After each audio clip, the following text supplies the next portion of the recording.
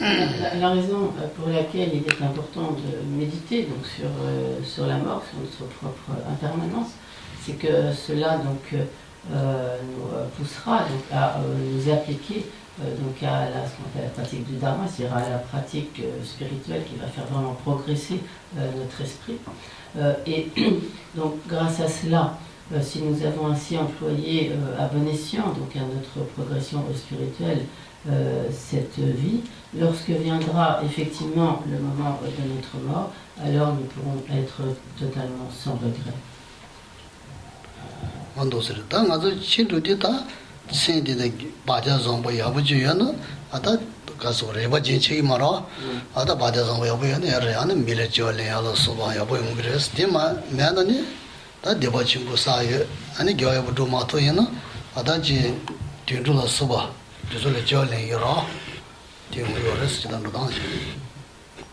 Et lorsque viendra effectivement le moment de notre mort, si nous avons ainsi donc, principalement imprégné notre courant de conscience, notre esprit, de manière positive, donc par des actions vertueuses, positives, alors cela nous permettra d'obtenir ensuite donc, une renaissance favorable dans des conditions d'existence fortunées, donc telles qu'une renaissance humaine. Mais si au contraire nous avons principalement imprégné notre esprit d'actions négatives, non vertueuses, donc ces forces ayant ainsi imprégné notre esprit nous entraîneront, lorsque cette vie prendra fin, nous entraîneront vers des renaissances infortunées, donc des renaissances de souffrances difficiles telles que des renaissances animales, une renaissance animale.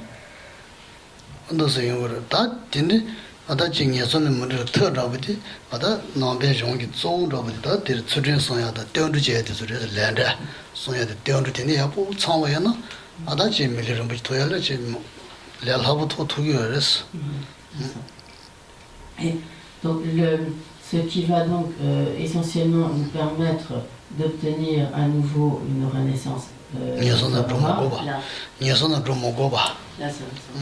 et donc de ne pas sombrer dans un état d'existence inférieur, donc des conditions d'existence très douloureuses. Donc de telles causes sont essentiellement donc, l'observance d'une juste éthique et donc le fait de prendre refuge, donc de s'en remettre totalement donc, ce qu'on appelle aux trois joyaux, donc au Bouddha, au Dharma, donc à la Sangha, à la communauté des êtres qui ont atteint au niveau de réalisation spirituelle. Et donc également le fait de s'appliquer à observer la loi de cause à effet des actions, c'est-à-dire de s'appliquer à la pratique des actions vertueuses, des actions favorables, positives, et au rejet des actions négatives.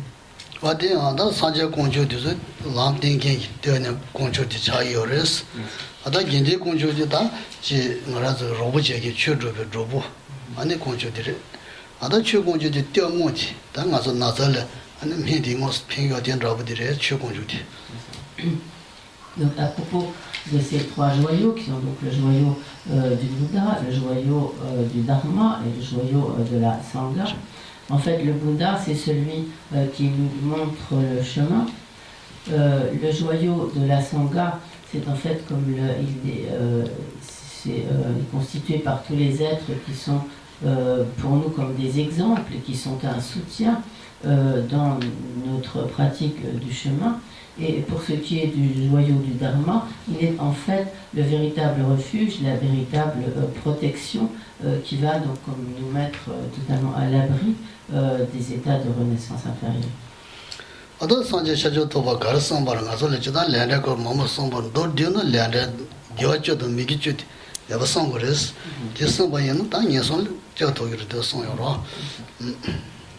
Donc le Bouddha a donné de très nombreux enseignements et parmi tous ces enseignements, un des points tout à fait essentiels de cet enseignement, c'est ce qu'il a énoncé à propos de la loi du karma, donc, à savoir l'importance de s'appliquer à la pratique des actions favorables et essentiellement donc, la pratique des 10 vertus et le rejet des actions défavorables, et donc essentiellement donc le rejet des 10 non-vertus.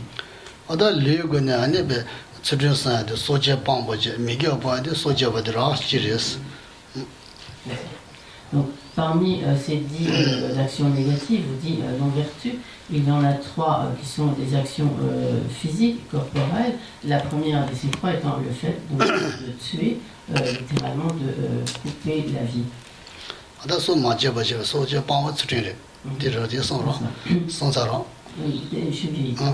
Et donc, le fait de tuer donc, un être doté de vie, donc un être sensible, un être animé, est donc une action négative.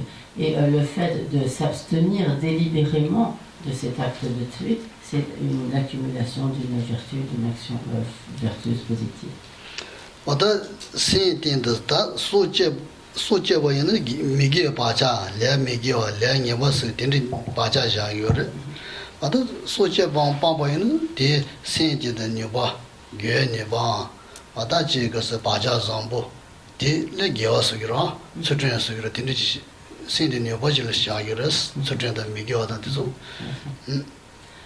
Si l'on tue un être animé, un être sensible, par cela donc, on accumule donc, le karma de tuer, et donc cette action va imprégner, donc laisser une imprégnation, une empreinte sur le courant de conscience, et qui sera alors l'empreinte d'un acte négatif défavorable.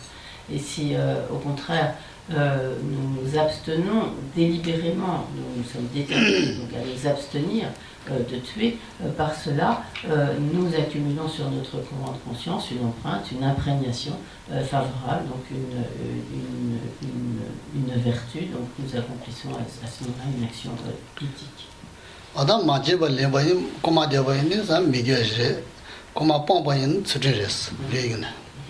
Et pour ce qui est de la deuxième action donc négative du corps,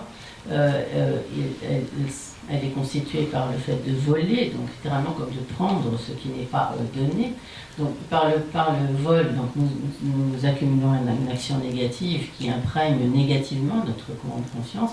Et si à l'inverse, donc nous déterminons à nous abstenir de voler, par cela nous accumulons une action vertueuse, positive, qui imprègne positivement notre courant de conscience.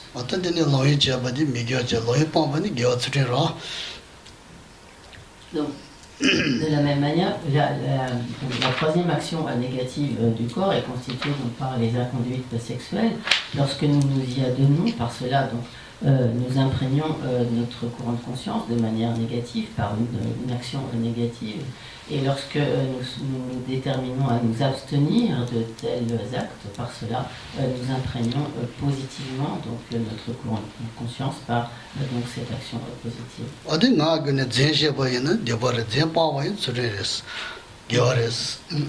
Pour ce qui est des actions négatives de la parole, elles sont au nombre de 4. La première étant donc le mensonge. Donc par le mensonge, par la pratique du mensonge, nous accumulons donc un acte négatif, et au contraire, lorsque nous abstenons délibérément de mensonge, par cela, nous accumulons un acte vertueux positif.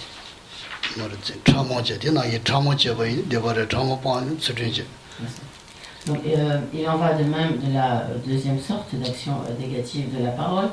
Il s'agit des paroles qui sèment la discorde, qui entretiennent la discorde. Donc lorsque nous disons donc, de telles paroles qui sèment et entretiennent la discorde, par cela nous accumulons une action négative. Et lorsque nous nous en abstenons délibérément, nous accumulons une action vertueuse positive.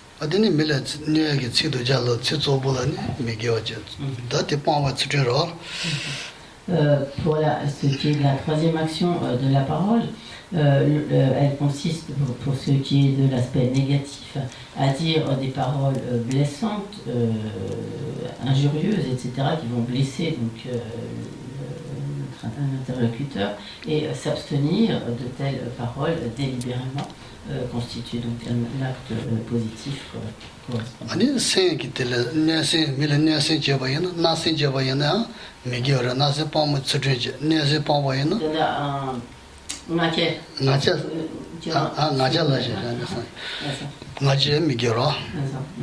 Et donc, la quatrième action négative de la parole est constituée par tous les propos futiles qui sont totalement donc, comme dénués de sens et s'abstenir donc, de tous ces discussions oisives et propos futiles, cela est l'action positive de la parole.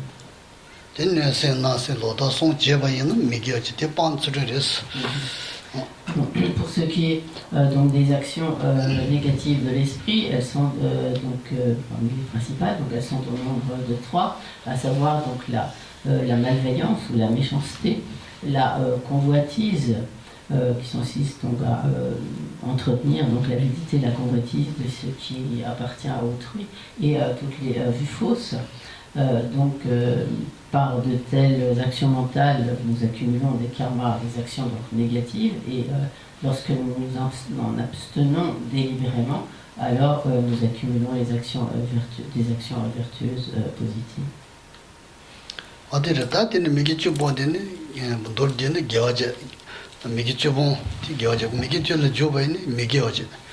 다들 미겨 잡을 등에 용거를 겨 잡을 dio 용거를 선부 이치치 랜더를 이치디라 너 데레스 맞을 등에 용하다 dio 용하다 겨 미길 때 용거를 조 다진의 책이라 진라만의 책이라 조 딜때 용거를 En résultat de ces diverses sortes d'actions négatives, nous récolterons diverses sortes de souffrances. Et en résultat des actions vertueuses, positives, alors nous récolterons et nous récoltons donc, le bonheur des expériences plaisantes, agréables. Donc de manière générale, nous faisons toutes sortes d'expériences, certaines désagréables, pénibles, et d'autres qui sont au contraire des expériences agréables.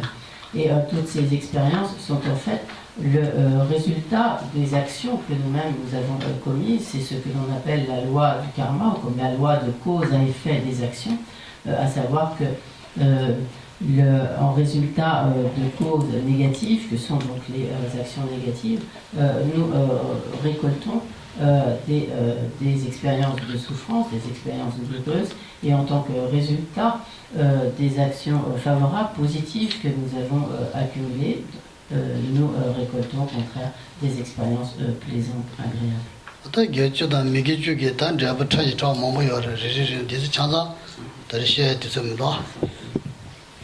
Donc, parmi les 10 actions qui ont été énoncées, elles ont chacune divers types de résultats, et ces points pourraient être très largement détaillés, mais donc nous n'avons pas le temps à présent donc, de rentrer dans tous ces détails.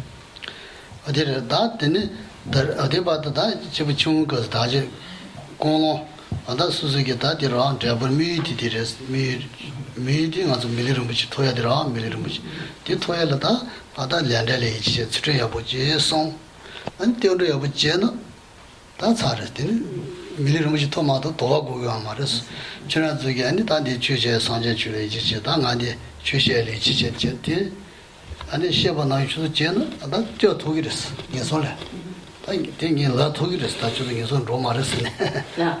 저 수저 여보서 되려 여보 제는 예선은 독일 말해서 나 독일했어. 캐리 제 독일했어. 지난주 다디 고요랑 가서래. 디마도 리오 말했어. Donc, à ce niveau, à ce premier niveau donc, de la voie progressive, l'objectif qui est recherché, c'est le fait de pouvoir obtenir à nouveau une précieuse renaissance humaine, Or, ce qui permet d'atteindre cet objectif, c'est donc le fait d'observer cette loi du karma, cette loi de cause à effet des actions, c'est-à-dire, en d'autres termes, de s'appliquer donc à une juste observance éthique, à rejeter les actions négatives et à nous appliquer aux actions favorables, et donc à prendre refuge, donc mettre notre confiance donc, dans les trois joyaux, dans le Bouddha, le Dharma et la Sangha. Donc si nous réunissons ces causes qui permettent l'obtention d'une précieuse renaissance humaine, nous pouvons en quelque sorte jurer, prêter serment que nous allons en toute certitude obtenir à nouveau une précieuse renaissance humaine.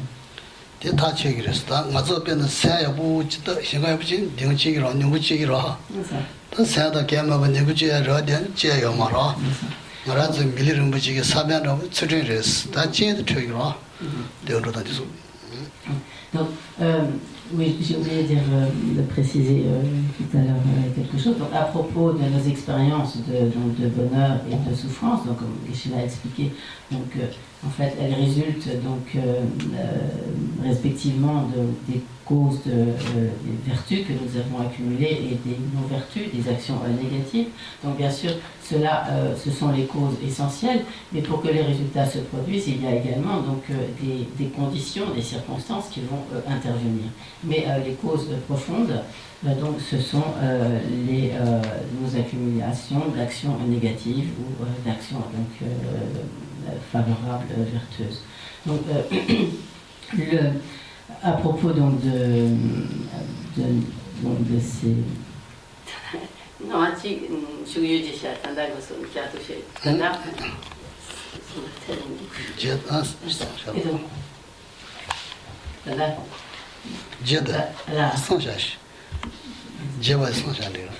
et donc, il est ainsi, donc il est certain que si nous réunissons toutes ces causes, et en l'occurrence, donc si nous nous appliquons à l'observance d'une juste éthique, alors il est certain que nous pourrons à nouveau obtenir une précieuse renaissance humaine. Donc c'est la même chose. C'est la même chose que si donc nous ne pouvons pas souhaiter les résultats si nous ne créons pas les causes.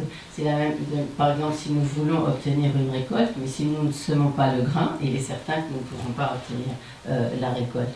Mais en revanche, si nous semons le grain, donc nous plantons les semences et que toutes les conditions nécessaires sont réunies pour que donc, les graines germent, etc., et poussent, à ce moment-là, à partir de cette graine, nous pouvons tout à fait espérer obtenir une récolte lorsque toutes les causes et conditions sont réunies. Donc il en va de même de l'obtention d'une précieuse renaissance humaine et des causes qu'elle requiert. 아다 고송게 죄바 야보다 미기 죄보 야보 추정 야보 선 친딜레 미데 베 르르톤데 시와 차이 르야보 리기 죄라 베다부 차이르스 아니 나드스지 나게 돈데지 밀레 다 고샤샤야로서 봐 대용으로 라지나 보인거라 아니 신성 뭐야 차기라 친딜레야지 라지와 예지부 뭐뭐야 요르스 수준이 메데이스 미지게 데이스 미기 죄보 수준이 Donc si nous nous observons à cette éthique, si nous nous appliquons à cette observance de l'éthique de la pratique des 10 vertus, donc à commencer donc, par celle du corps, donc si nous observons cette éthique du corps, donc tout naturellement nous aurons des comportements qui seront appropriés, qui seront des comportements corrects, et cela nous permettra d'avoir beaucoup plus de bien-être et de satisfaction, et nous aurons cela nous permettra, donc nous apportera beaucoup de bien-être. Et si également nous appliquons à une juste éthique de la parole, cela entraînera que naturellement nous respecterons les autres, et donc nous aurons de ce fait des relations harmonieuses avec les autres, et donc cela nous permettra d'être finalement beaucoup plus, d'être tout à fait paisible et d'avoir un esprit joyeux, etc. Et Et si nous nous appliquons également aux vertus donc de l'esprit, par cela aussi nous aurons un esprit tout à fait qui sera tout ça, continuellement orienté de manière positive, favorable, et cela nous permettra aussi d'entretenir des relations tout à fait harmonieuses et paisibles avec notre entourage, et de cela nous ne récolterons que des bienfaits, ne serait-ce que pour l'immédiat de cette vie. Tamanya gombal tsudin goyora goso choba men tsudin goya gondia ya maris ani tetse ya mare ani je gondia bade an tabada tanje choba jun robale ni joda shaju sintis goyore jimen tazin az lare te san madan rimda hodukota tamale shejana. Et pour pouvoir s'appliquer donc à la pratique donc, de Vipassana, littéralement du placement proche donc, de l'attention, à la base, cette juste observance éthique est absolument indispensable, car si le corps, la parole et l'esprit ne sont pas comme un minimum, disons, maîtrisés, alors il serait vain d'espérer pouvoir s'appliquer donc, à des méditations approfondies telles que donc, Vipassana. Donc il est important de comprendre aussi que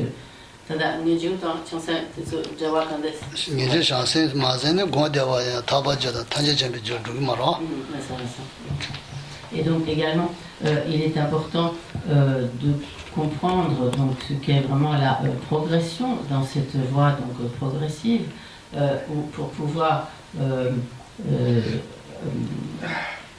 atteindre donc, déjà la libération du cycle des existences. Tout d'abord, il est indispensable de comprendre la nature de souffrance du cycle des existences et de développer le renoncement.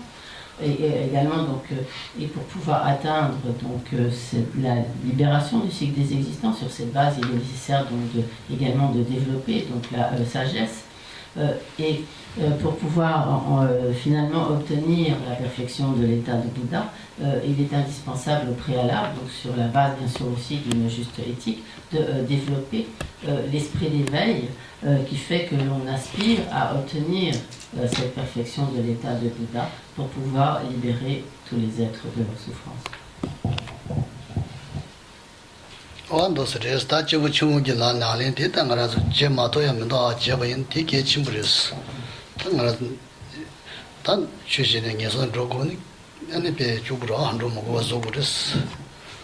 Donc, dans ce qui a été expliqué à propos donc, des pratiques de premier niveau, littéralement de niveau inférieur, donc ceci par comparaison aux autres niveaux, il n'y a rien qui soit comme hors de notre portée. Donc nous avons toutes les capacités nécessaires pour pouvoir nous appliquer à une juste observance de l'éthique qui nous mettra donc à l'abri de renaissances infortunées et qui pourra donc nous assurer l'obtention à nouveau d'une précieuse renaissance humaine.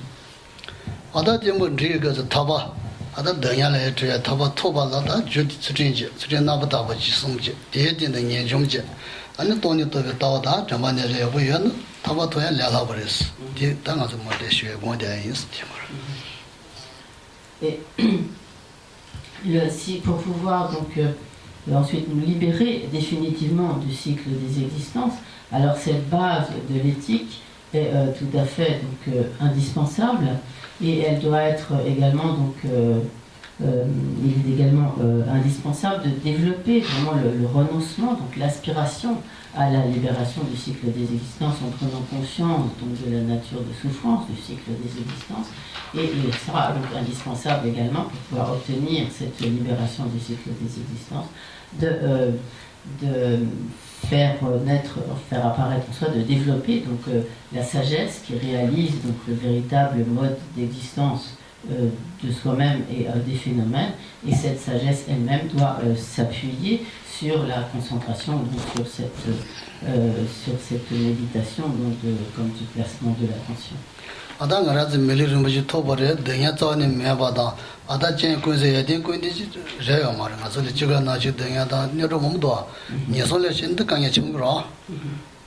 Donc, à présent, nous avons obtenu une renaissance humaine, Et donc, et tant que nous sommes donc dans le cycle des existences, nous ne pouvons pas ne pas rencontrer un certain nombre de difficultés. Tant que nous sommes dans le cycle des existences, nous faisons nécessairement l'expérience de certaines souffrances, telles que souffrance de la naissance, de la maladie, de la vieillesse, de la mort, etc., et encore bien d'autres. Néanmoins, lorsque nous avons obtenu une renaissance humaine, nous avons globalement donc beaucoup moins de souffrance. Nous sommes dans une condition infiniment plus favorable que celle qu'une condition d'existence inférieure, telle qu'une condition animale. 제가다 년종고 년종세 당라서 저 통무매마 다리바다 아니 찬자 밀레죠리 지가 나주더냐 아다 찬자 딘들레 저리 지질라 사발라 소바 더냐 몸도 예다에 정고 더냐 냐월 차장이 더냐 사디줄레 치포다 동시베 더냐 사마이 디줄레 아니야 바제 터저기 더냐 로르르네 저 린시질레 더냐 라제지마도 다다 요마레 다디 잔 지기면도 다 타바지 토고민도 상바지 거의 등에 자존을 아니 봐. 저 완도 너무 딘지레스 너무 치선다. 등에 라지레스. Au niveau, donc au deuxième niveau, au niveau intermédiaire, donc qui est où l'objectif que l'on va poursuivre, ce sera de pouvoir obtenir la libération définitive du cycle des existences. Donc à ce niveau, il importe de méditer sur cette situation de souffrance qui s'étend à l'ensemble des situations, des conditions du cycle des existences. Donc, par exemple, tant que l'on demeure dans le cycle des existences, on y fait nécessairement l'expérience de toutes sortes de souffrances, des souffrances générales du cycle des existences et des souffrances particulières à chacune des conditions d'existence. Donc tout au long de nos pérégrinations dans le cycle des existences, nous avons pris toutes sortes de naissances dans toutes les conditions d'existence du cycle des existences. Il y a en tout comme 6 catégories de renaissance dans ce cycle des existences. Et donc tout au long de nos naissances, nous avons pris naissance dans toutes ces diverses catégories d'existence, tantôt en étant dans des conditions supérieures, parfois dans des conditions inférieures, etc. Et ceci de manière continuelle. Et dans les conditions d'existence les plus infortunées, notamment ce que l'on appelle des existences qui sont des conditions donc, infernales, nous y avons fait l'expérience des terribles souffrances de chaud et du froid, autant en renaissant en tant qu'esprit famélique, nous y avons fait continuellement l'expérience des souffrances ou des tortures de la faim et de la soif. En renaissant dans les conditions animales, nous y avons fait continuellement l'expérience de toutes les souffrances qui sont celles des animaux, à savoir le fait de s'entre-dévorer, le fait d'être soumis notamment, de souffrir également du froid, de la chaleur, d'être de la peur, d'être exploité par les êtres humains, et également d'être incapable véritablement de discernement, d'être incapable de s'appliquer à la pratique de la vertu, de rejeter ce qui est négatif, etc. Donc d'être en proie à ce sorte d'absence totale de discernement.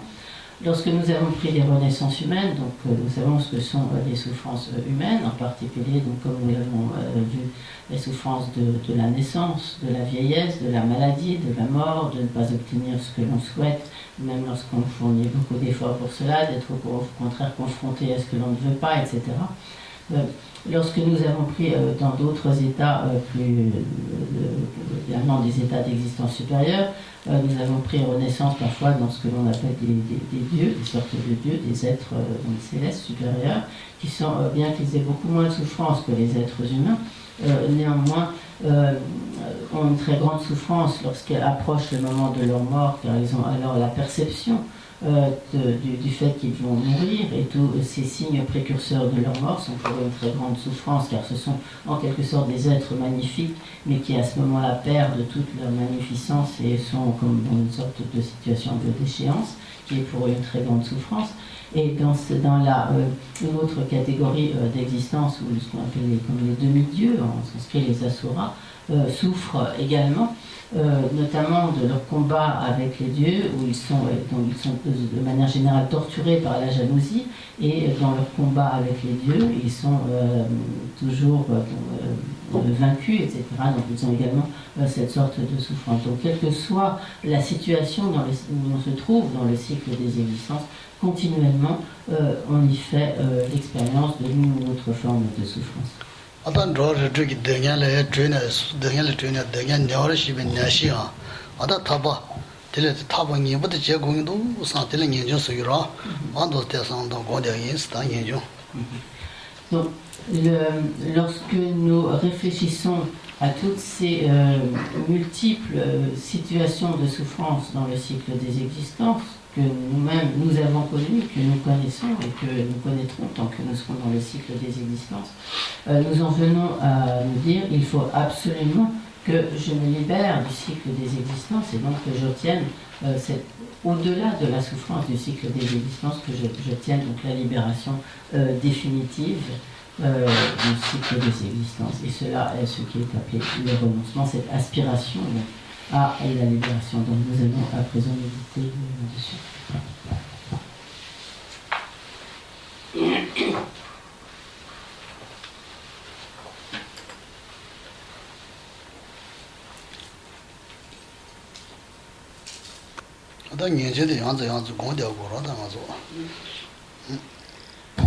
Donc il est important de méditer de manière répétée, donc encore et encore, sur ce renoncement, l'aspiration à la libération. À ce moment-là, donc, il s'agit d'une méditation analytique.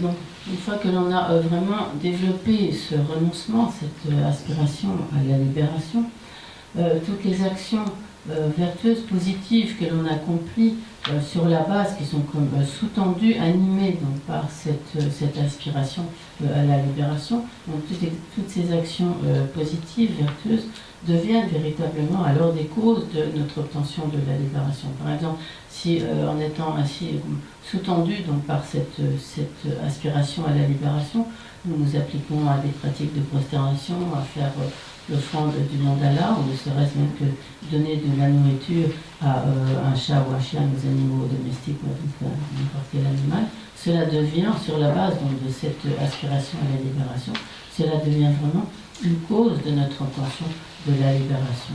Mais en l'absence de ce renoncement, de cette aspiration à la libération, alors il est difficile que nos actions vertueuses puissent être vraiment, devenir vraiment des causes de notre obtention de la libération.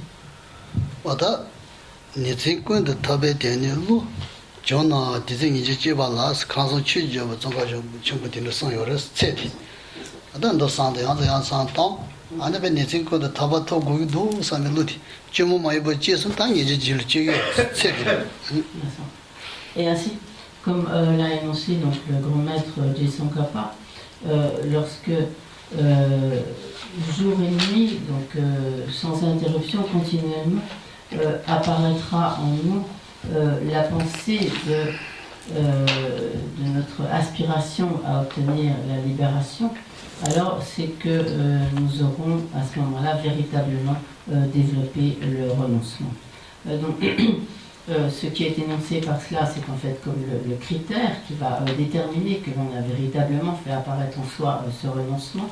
Donc, lorsque nous aurons vraiment médité sur tous ces points et que vraiment continuellement sera présente en nous cette aspiration à obtenir la libération, de telle sorte que cette aspiration apparaisse en nous, soit présente en nous comme spontanément, naturellement, et ce de manière continuelle, alors c'est que l'on aura véritablement fait apparaître en soi de manière tout à fait authentique le renoncement ou l'aspiration à la libération.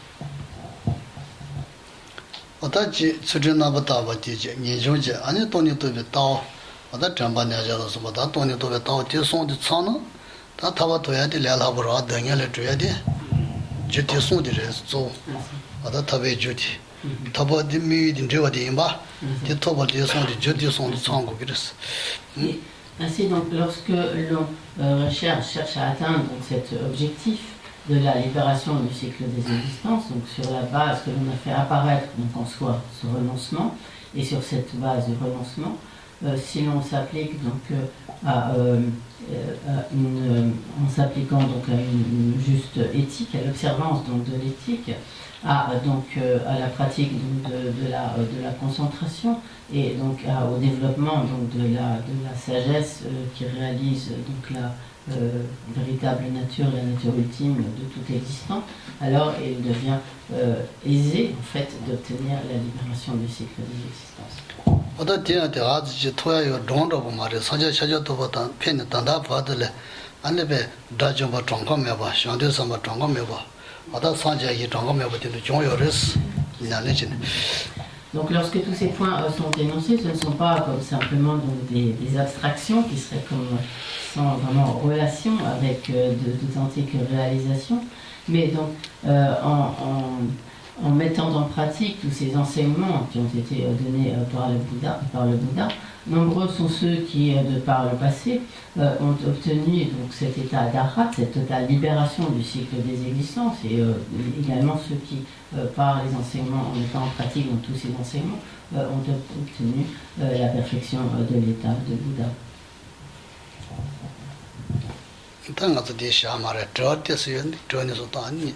À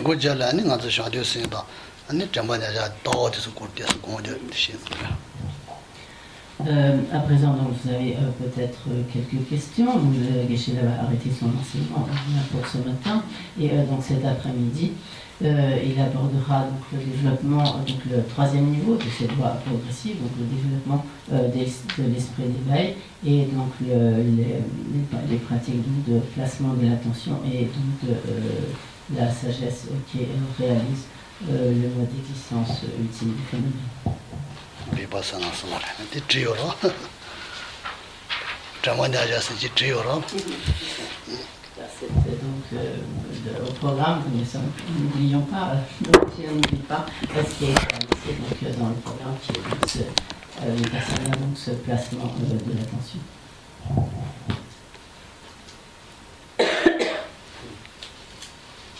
N'hésitez pas si vous avez des questions, ça semble un petit peu voilà, à la fois dense et peut-être un peu confus. N'hésitez pas à poser des questions, elles sont toujours utiles à tout le monde et bienvenue. 他这东西了有的是，真这样，这东西当没那个做追小节目。